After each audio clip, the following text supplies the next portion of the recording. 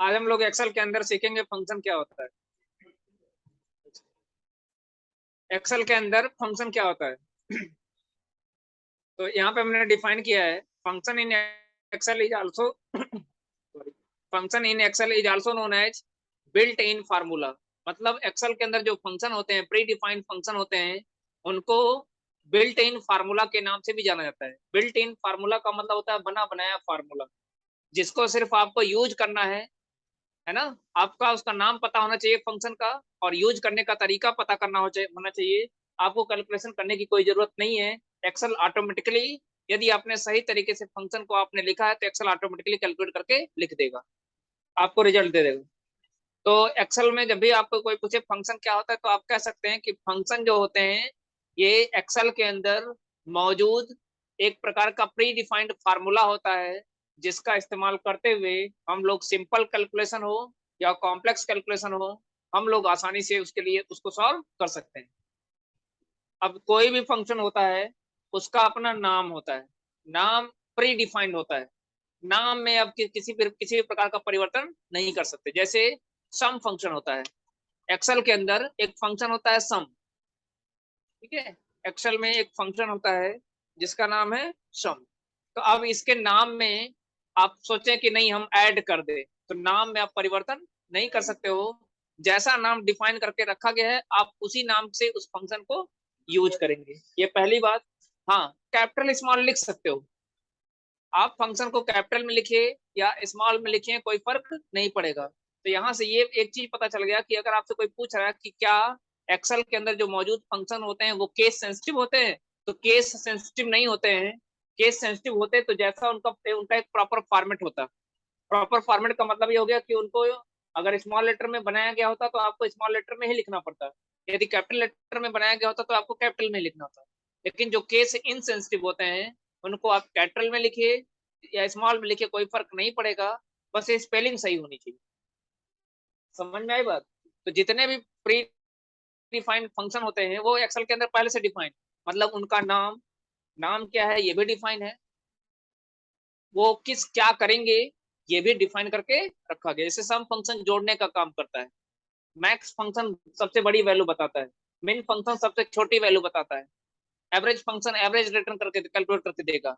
तो average calculate करके देगा कैसे, क्योंकि एवरेज से समझ फार्मूला उसके अंदर बना के रखा गया। समझ में आएगा। तो हर फंक्शन, जितने भी फंक्शन होते हैं उनका नाम, उनका फंक्शन और उनका लिखने का तरीका, है ना, ये तीनों चीजें पहले से डिफाइन करके रखी गई हैं। अगर सही नाम सही तरीके से हम फंक्शन को यूज कर रहे हैं तो हमको फंक्शन बहुत आसानी से रिजल्ट को कैलकुलेट करके दे देगा। ठीक है, तो ये तो था फंक्शन के बारे में। अब कुछ फंक्शन के बारे में हम लोग पढ़ेंगे भी। जैसे यहाँ पे अपने पास एक सीट है जहाँ पे कुछ स्टूडेंट की आईडी है, उनके सब इंग्लिश सब्जेक्ट के मार्क्स है, हिंदी है, मैथ है, साइंस है और टोटल, सॉरी साइंस का है, उनके 4 सब्जेक्ट्स का मार्क्स। हमको क्या निकालना है, यहाँ पे टोटल निकालना है। तो टोटल का मतलब होता है जोड़ना। टोटल का मतलब क्या होता है, जोड़ना। हमको जोड़ना है, तो जोड़ने के लिए अभी तक आप देख रहे थे फार्मूला में लिखते थे कैसे, पहले सेल पे क्लिक करते थे, दूसरे सेल पे, फिर तीसरे सेल पे, फिर इस लास्ट वाले पे। अब ऐसे से 10 सेल है तो बार बार हम जाके नहीं करेंगे, एंटर की करते थे कैलकुलेशन हो जाता था। हम इस बार ऐसे नहीं, हम यही एक तो फार्मूला से हमने किया, इसी कैलकुलेशन को हम फंक्शन के थ्रू करने वाले हैं। तो इज इक्वल टू क्या लिखेंगे, सम। देखिए जैसे ही हम एस यू एम लिखे, एस यू लिखे, तो एस से संबंधित, एस यू से संबंधित जितने फंक्शन थे उसका स्पेलिंग भी बता रहा है। समझ में आएगा। तो आपसे ऐसा नहीं कि आपको स्पेलिंग याद करना पड़ेगा, आपको याद करने की जरूरत नहीं है।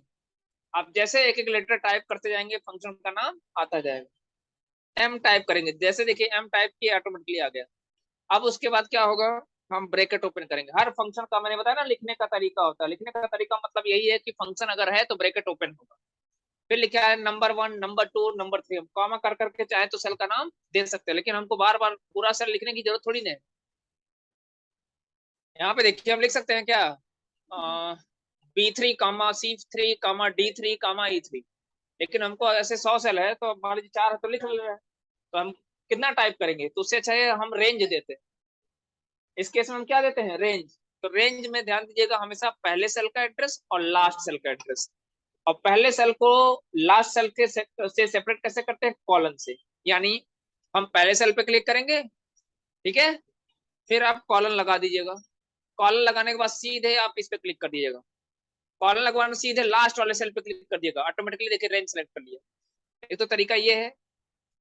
एक बार फिर से देख लीजिए, हमने इस पे क्लिक किया, बस कॉलन लगा दिया। कॉलन लगवाने कुछ नहीं करना, बस लास्ट वाले सेल पे जाके क्लिक कर, ब्रैकेट बंद करिए। एक तो तरीका ये है।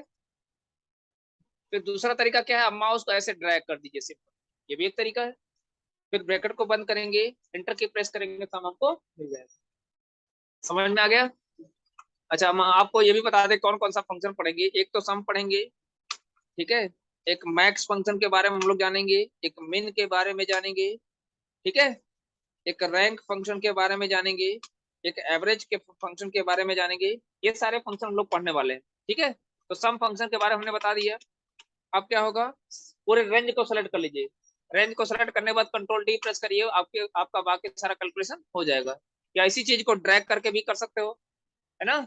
इसी चीज को हम ड्रैग करके भी ऐसे कर सकते हैं। अगला जो है फंक्शन है रैंक। रैंक पे बाद में आते हैं, ठीक है। रैंक पे बाद में आते हैं। पहले हम लोग देखिए क्या करेंगे, यहाँ पे देखिए लिखा गया है सेकंड हाईएस्ट। हमको क्या करना है, सेकंड हाईएस्ट। अगर सबसे बड़ा कहता तो मैक्स फंक्शन, अगर सबसे बड़ा कहता तो क्या करते, मैक्स फंक्शन। लेकिन ये सबसे बड़ा नहीं कह रहा, कह रहा दूसरा सबसे बड़ा, कह रहा है दूसरा सबसे बड़ा है ना। तो इसके लिए क्या फंक्शन यूज करेंगे, लार्ज फंक्शन। इसके लिए एक्सेल में फंक्शन होता है लार्ज फंक्शन, है ना।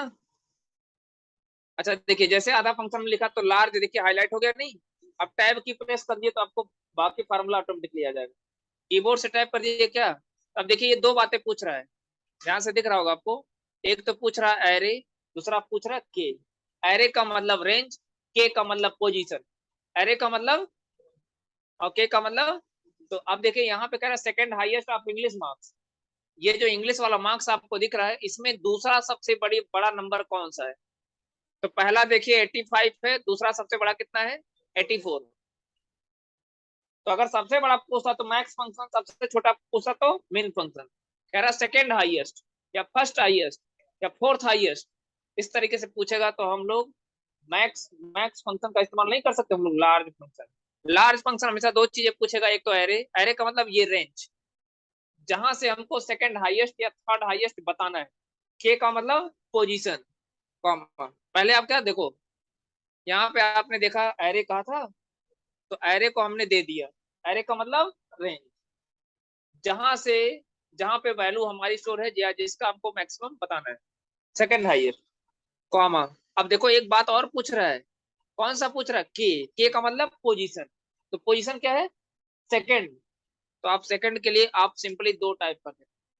अगर दो टाइप करोगे तो सेकंड हाईएस्ट बताएगा बताएगा, तीन टाइप करोगे थर्ड हाईएस्ट, फोर्थ टाइप कर दोगे तो रेंज में नहीं कोई चेंज करना है, रेंज हमारा वही रहेगा।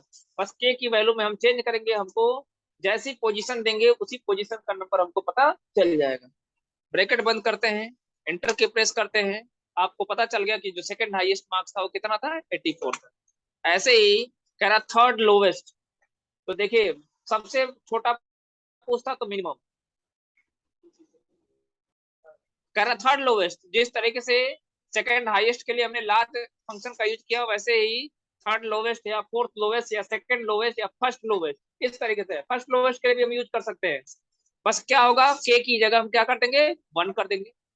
के की जब भी किसी स्पेसिफिक पोजीशन की बात करें, कह रहे फर्स्ट, फर्स्ट क्या है, पोजीशन है ना। सेकंड कहता, थर्ड कहता, थर्ड लोवेस्ट।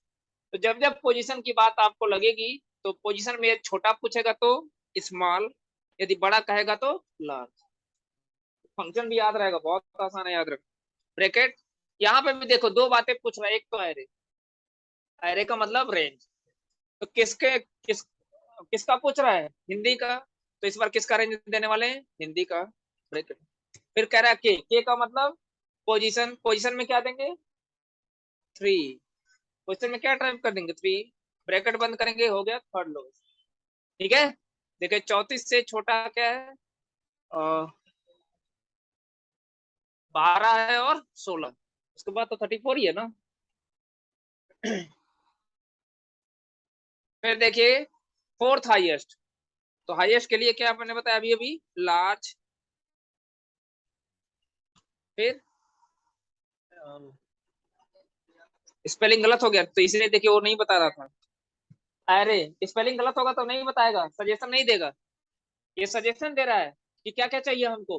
अच्छा, ये एक्सेल के फंक्शन इतने इंटेलिजेंट आपको बताते हैं कि क्या क्या चाहिए। एरे चाहिए तो एरे का मतलब रेंज, कामा पोजीशन का मतलब फोर्थ,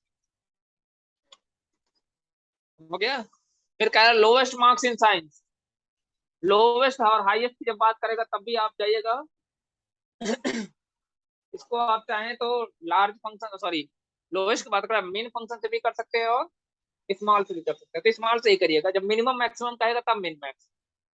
जब मिनिमम मैक्सिमम कहे तब आप किसका यूज करिएगा, तब मिनिमम के लिए मिन फंक्शन, मैक्सिमम के लिए।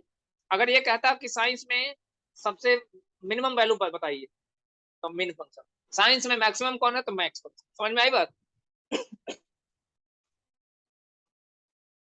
या लोवेस्ट भी कह सकते हो, कोई दिक्कत, लोवेस्ट भी यूज कर सकते हो, सॉरी मिन फंक्शन भी यूज कर सकते हो, गलत नहीं होगा।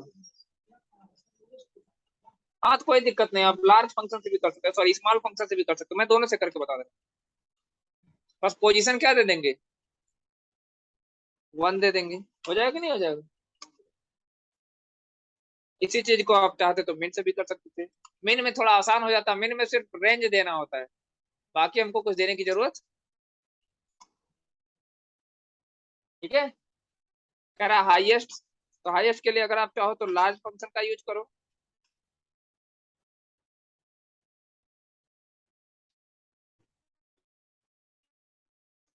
इसका टोटल का निकालना है ना, 1 कर दो तो हाईएस्ट पता चल जाएगा। इसी चीज को आप मैक्स से भी कर सकते थे।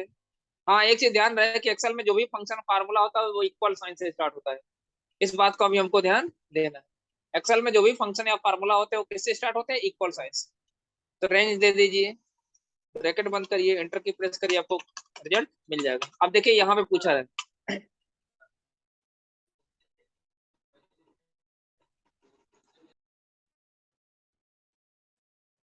यहाँ पे देखिए हमको मैक्सिमम, मिनिमम और एवरेज के बारे में बताना। तो मैक्स के फंक्शन, मैक्स में किसका पूछ रहा है, इंग्लिश का, इज इक्वल टू, ठीक है, मैक्स फंक्शन किसका, इंग्लिश का। तो आप सिंपली रेंज को सिलेक्ट कर सकते हैं, है ना।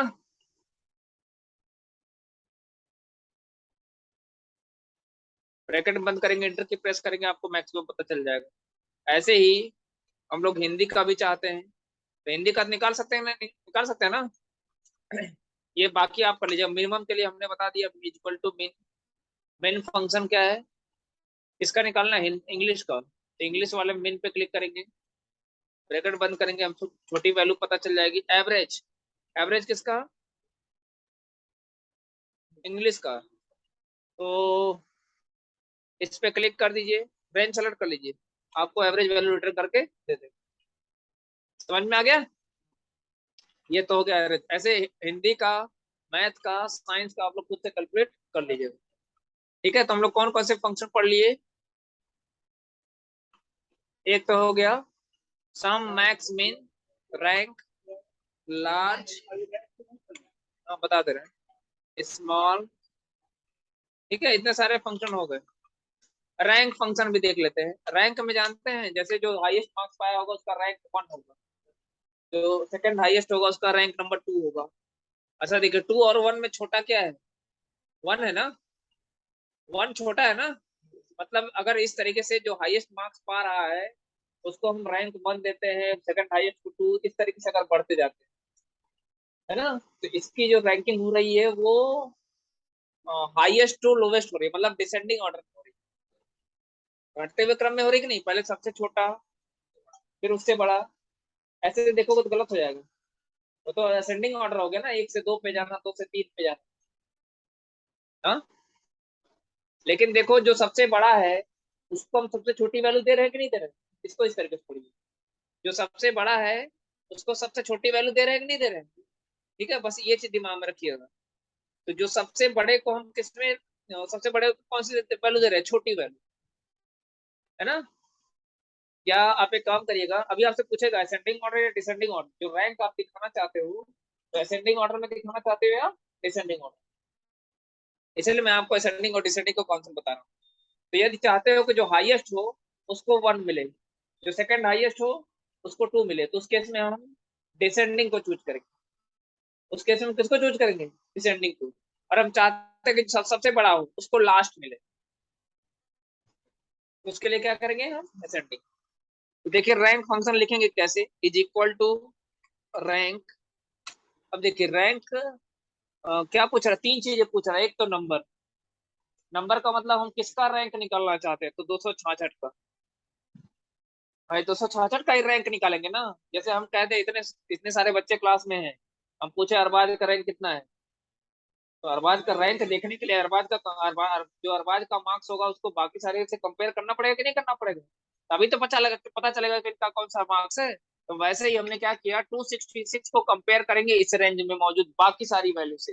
ये सबसे बड़ी वैल्यू होगी तो इसको रैंक कौन सा मिल जाएगा? 1। समझ रहे हो? अच्छा, तो ये तो हो गया नंबर, इसी का रैंक निकालना था हमको। कॉमा कह रहा रेफरेंस।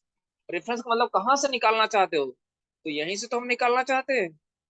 रेफरेंस में क्या देंगे? उसका रैंक जहां से हमको बताना निकालना है। अच्छा एक काम करिएगा, इसको बनाइएगा एब्सोल्यूट। इसको आप क्या बनाइएगा? एब्सोल्यूट। क्यों? क्योंकि रेफरेंस हमारा चेंज नहीं होना चाहिए। चेंज होगा कब? हम जब फार्मूले को ड्रैग करें। तो ध्यान दीजिएगा, F3 F4 हो जाएगा, चलेगा। क्योंकि जब हम 266 का रेंज बताने जा रहे हैं तो अगली 266 का ये रैंक बताएंगे, तो अगली बार किसका बताएंगे? 208 का भी बताना पड़ेगा। तो जब 208 का रैंक बताएंगे तो आप बताइए, रेंज तो यही रहेगा ना? क्या रेंज में कोई परिवर्तन होगा? ऐसा तो होगा नहीं कि 208 वाले का रैंक, जब रैंक निकाला जाएगा तो ये ऊपर वाला 266 वाला सेल छोड़ दिया जाएगा। रेंज हमारा वही रहेगा, चाहे हम 266 का रैंक बताने जाएंगे, चाहे हम 208 का बताने जाएंगे, चाहे हम 194 का रैंक बताने जाएंगे।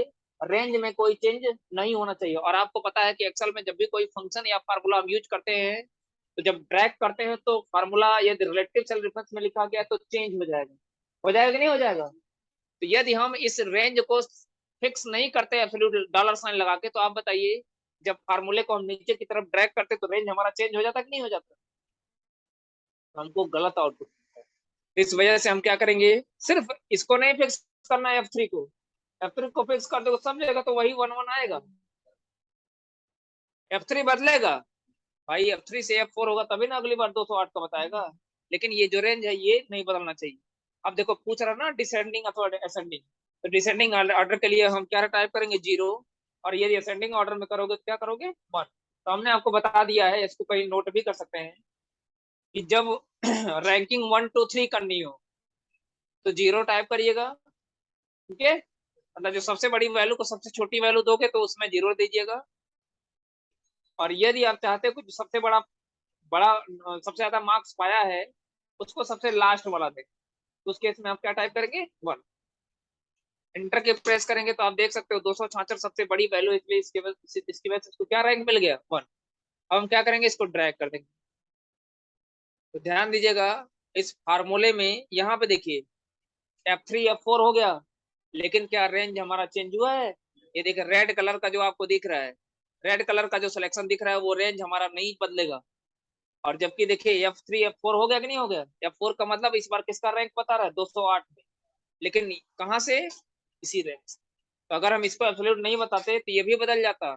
जो F3 F10 है ना, ये F4 F11 हो जाता।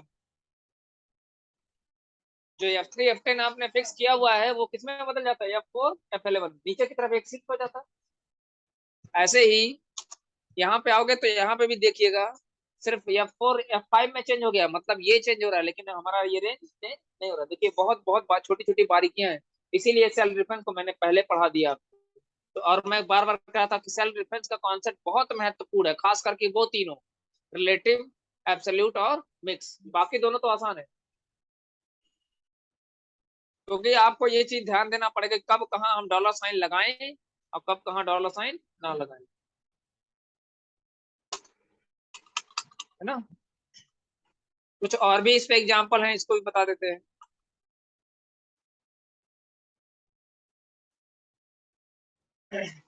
इसी में देखिए एक फंक्शन है स्क्वायर रूट। हमको किसी नंबर का यदि स्क्वायर रूट निकालना है, स्क्वायर रूट जानते हो, स्क्वायर रूट के बारे में आप सीखे होंगे। जैसे मान लीजिए अपने पास कोई वैल्यू है, स्क्वायर रूट निकाला जाता है एक्सेल में SQRT फंक्शन से। किस फंक्शन से? SQRT। SQRT सिंपली टाइप कर देंगे, देखिए आ गया। SQRT में SQ का मतलब स्क्वायर से है, RT का मतलब किससे है? रूट से है। ये नाम है फंक्शन का। ध्यान रहे, नहीं कि हम स्क्वायर रूट निकालना है तो स्क्वायर रूट पूरा लिखे, नहीं, ढूंढते रह जाओगे, मिलेगा ही नहीं। क्योंकि भाई जिस नाम से जो बनता है, अभी इसी क्लास में हम कहते हैं तो दुर्योधन कौन है, तो दुर्योधन नाम का जब रहेगा तभी नहीं पता चलेगा। समझ रहे हो? वैसे ही जो फंक्शन का नाम है, हम उसी नाम से यूज करेंगे। तो अब देखो नंबर कह रहा है, नंबर का मतलब किसका, तो जैसे मान लीजिए हम 4 का स्क्वायर रूट निकालते हैं, तो 4 का स्क्वायर रूट आपको पता है 2 होता है। पता है कि नहीं होता है? तो अब आपको समझ में, अब हम इस बड़ी वैल्यू पे करेंगे तो ये दशमलव में भी वैल्यू दे देगा। अब 6842 का स्क्वायर रूट क्या होता है, ये हम आसानी से कैलकुलेट नहीं कर सकते। इसके लिए हम लोग किसका इस्तेमाल करेंगे? एक्सेल का। और हमने आपको शुरुआत में बताया था, कैलकुलेशन चाहे सिंपल हो चाहे कॉम्प्लेक्स हो, हम एक्सेल का इस्तेमाल करते हुए सिंपल कैलकुलेशन हो या कॉम्प्लेक्स कैलकुलेशन हम आसानी से, बहुत आसानी से सॉल्व कर सकते हैं। तो लिखेंगे क्या? SQRT। SQRT ठीक है। नंबर, नंबर के लिए क्या करेंगे? इसी पे क्लिक कर देंगे। बस आपको सिंपली उसी नंबर पे क्लिक कर देना है, या तो टाइप कर दो नंबर को, या तो सेल पे क्लिक कर दो। देखो इसका स्क्वायर रूट ये आ गया। आ गया नहीं आ गया? अच्छा, जब सेल का एड्रेस दे दोगे तो बाकी सब ऑटोमेटिकली कैलकुलेशन हो जाएगा। जैसे स्टेप के साथ हम नीचे की तरफ रेंज को सेलेक्ट कर लेंगे, कंट्रोल डी प्रेस करेंगे, ऑटोमेटिकली कैलकुलेशन हो जाएगा। अब देखिए दशमलव के बाद बहुत सारे अंक दिखाई दे रहे हैं, दिखाई दे रहे हैं ना? कह रहा round off value up to 2 decimal places. मतलब ये जो वैल्यू आपको दिख रही है, इसका राउंड फिगर निकालिए। कहां तक? दशमलव के बाद 2 अंकों तक। दशमलव के बाद तक के 2 अंक ही हमको चाहिए, इतनी सारी वैल्यू हमको नहीं चाहिए। तो अब इसके लिए राउंड फिगर निकालने के लिए हम लोग क्या करते हैं? Round function. क्या यूज करते हैं?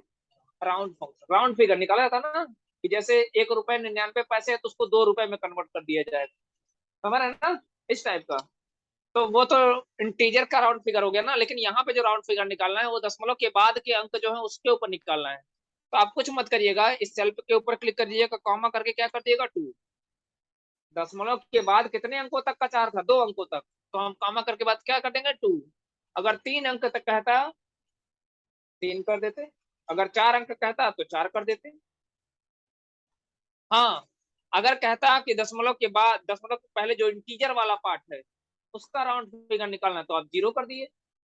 तब उसमें आप क्या कर देते? 0। ये बात समझ में आई? तब उसमें आप क्या कर देते? 0। लेकिन चूंकि दशमलव के बाद कर रहा है तो इसलिए हम 0 नहीं करेंगे, क्या करेंगे? 2 करेंगे। ब्रैकेट बंद करेंगे।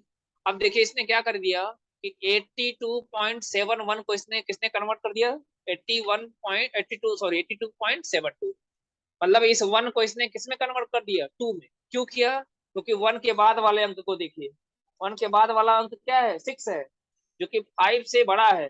5 भी होता तभी ये 2 कर देता। हाँ, अगर 5 से छोटा होता, 5 से छोटा होता, 4321 होता, कुछ भी होता, तब ये 8271 कर देता। बाकी आप कैलकुलेशन खुद से कर सकते हो। ये दशमलव के बाद के 2 अंक ही रखेगा, उसको हटा देगा। जैसे यहाँ देखिए 52.97 है, 97 के बाद देखिए कौन सा अंक है? 0 है ना? अगर यही 5 होता तो 98 कर देता। 7 के बाद वाला जो अंक है भाई, दशमलव के 2 अंक तक का उसकी वैल्यू निकालना था, तो 2 अंक के बाद वाली जो वैल्यू होगी, अंक होगा, उसको देखिएगा। अगर वो वैल्यू 5 के बराबर अथवा 5 से बड़ी होगी तो जो दूसरा अंक होगा, दशमलव के बाद दूसरा अंक, उसमें 1 जोड़ देगा। अगर 5 से छोटा होगा तो कुछ नहीं, 0 ऐड कर देगा।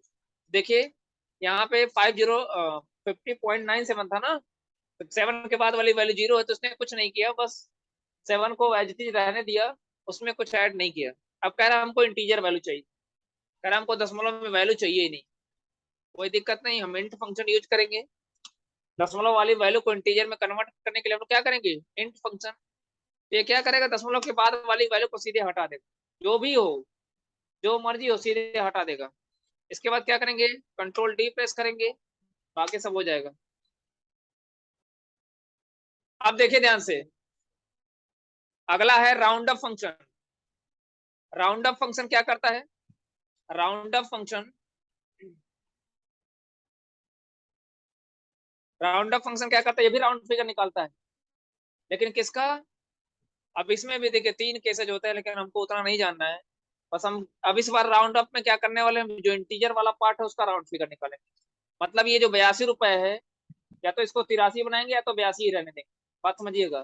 तो राउंड अप में क्या होगा ना, अगर 82 रुपए 1 पैसे भी होंगे तो वो 83 कर देगा। समझ रहे हैं? जैसे अब मैं इस वैल्यू के अकॉर्डिंग आपको एग्जांपल बता रहा हूँ। अगर 82 है ना, 82 पॉइंट समथिंग है, 82 पॉइंट समथिंग है, तो 82 पॉइंट समथिंग कुछ भी होगा, हाँ जीरो ना हो। अगर 82.123 पैसे या कुछ भी 99 तक हो, तब भी वो क्या करेगा, एक ऐड करेगा। किसमें? इंटीजर वाले पार्ट में एक ऐड कर देगा। आप देख सकते हो इज इक्वल टू राउंड, मतलब राउंड अप में हमेशा वैल्यू बढ़ेगी।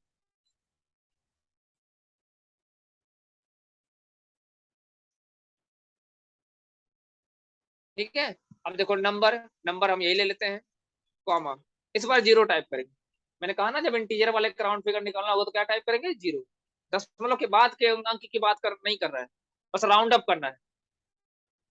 तो जब जीरो टाइप करोगे तो देखो 82 पॉइंट समथिंग है, तो हमने कहा ना 82.1 भी होता तभी ये 83 में कर देते।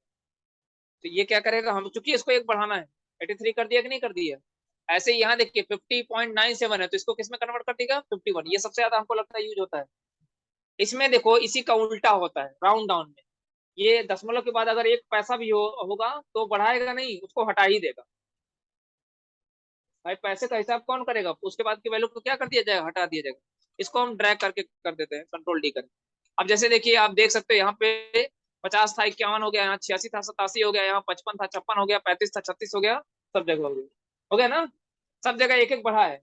अब इसी का राउंड फिगर राउंड डाउन करेंगे ना तो उल्टा हो जाएगा।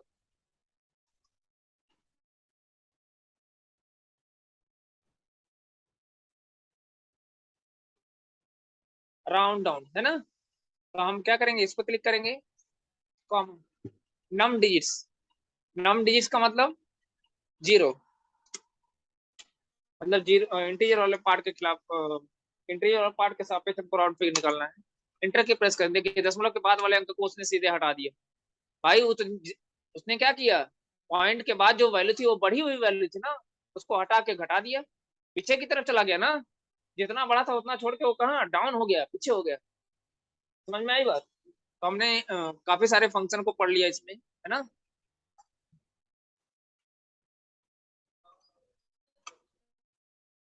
अरे इंटीजर तो कुछ नहीं कर रहा ना, बस इंटीजर वाला दशमलव के बाद वाली वैल्यू को हटा रहा है। राउंड डाउन में तो ये कम करके दे रहा है ना।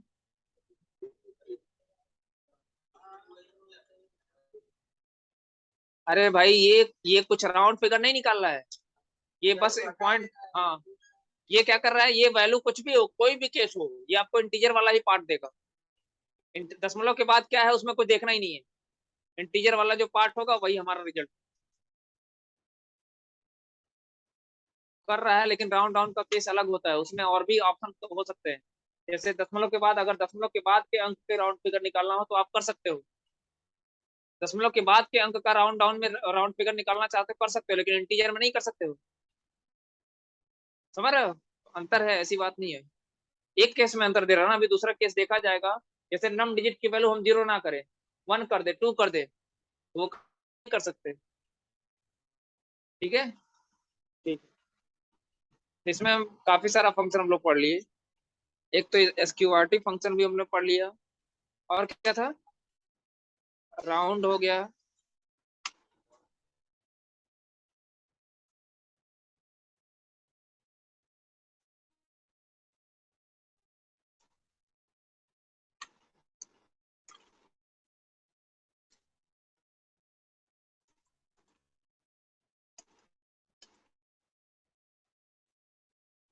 ठीक है, इतने सारे फंक्शन हम लोग पढ़ लिए। ठीक है। ठीक है, आप लोग प्रैक्टिस प्रैक्टिस कर लीजिएगा। इसका इसका इसका जानते हैं, इसका जो सीट है हम आपको लिंक पे शेयर कर देंगे ताकि आप प्रैक्टिस कर सकें। ठीक है।